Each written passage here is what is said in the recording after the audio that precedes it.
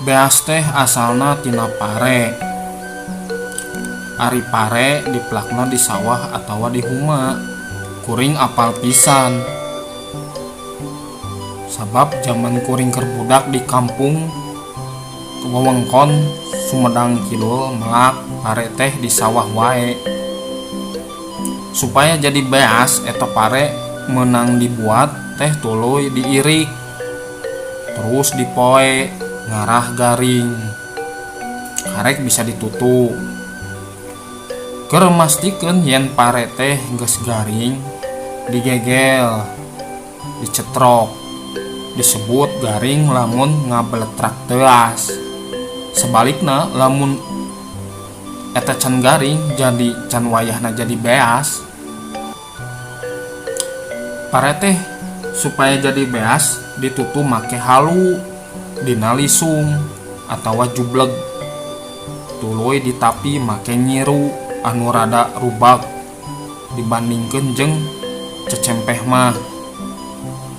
Nyiru nu pangrubakna lega bisa dipake ulin budak ngaranna tampir. Salian ditutu kabeh dienakeun mah pare teh bisa digiling make mesin, disebutna diheler. Eta heler teh harita sadesa ngan aya hiji-hijina. Jadi nu di kampung mah kudu nanggung atawa mawa pare. Terus diheler teh mayar bae sabaraha sakumaha lobana ngaheler. Baheula tahun 50-an mah ngala pare teh disebut dibuat. Pare teh dipotongan make etem saranggeuy. Kata pisan make etem teh ngan dipiboga ku tukang dibuat. Biasana mah awewe. Eta da ari di titenan teh mani kres. Ranggeuyan pare teh dipotongan mani siga anu rangu. Tah eta teh pare meunang dibuat. Terus diirik, ditincakan, digaleuy ku suku munggah ka parena marurag. Teuing ti mimiti iraha cara panen ka beh dienakeun pare teh dipotong make arit. Tuluy dapuran ranggeuyan pare dikeprakeun supaya parena marurag. Asa leuwih praktis ayeuna sigana gerada ari diirik mah dampal cokor teh dampal sampean teh kudu rada kandel ngarah teu kacugakan pare. Zaman ayeuna wanoja osok miara suku. Meureun mun dipake nyirik pare teh jenteng bolai boga mitoha. Baheula oge aya varian pare anu siki-siki. Nah pare teh muntang pageuh kana ranggeuyanna. Jadi moal bisa diirik kitu bae. Eta pare kitu mah dipoena nepi ka garing kudu jeung ranggeuyanna. Dipocongan, dibeungkeut sakeupel, terus dibeungkeut deui sageges. Pare dipurageunana ku jalan ditutu.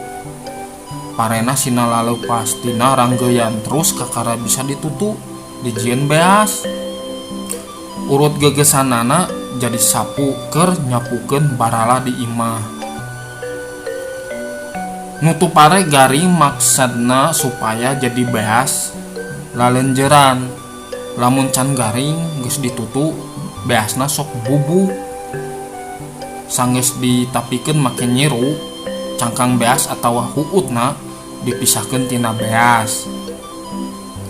Osok aya bae bubuk beas eta disebutna beunyer. Sangu beunyer kuno rajin mah biasa disangu tuluy dicampur parudan kalapa ngora kacida ngeunahna. Huut anu panglembutna disebut bakatul. Eta bakatul campurkeun jeung beunyer tuluy digigihkeun biasa dibungkus daun cau. Selapan di tengahna lauk berenyit atawa teri tuluy dipais dina lebu panas. Geramun geus asak eta si beunyeurna teh geus asak sisina koneng sabab rada pangheulana kabeulem. Di dahar panas-panas teh mani nikmat pisan. Tayan muka piceun huut panapian teh di wadahan ku dingkul. Wayahna berat oge terus dipanggul bawa ka balong. Awurkeun eta huut teh gera lauk teh recok parebut parab.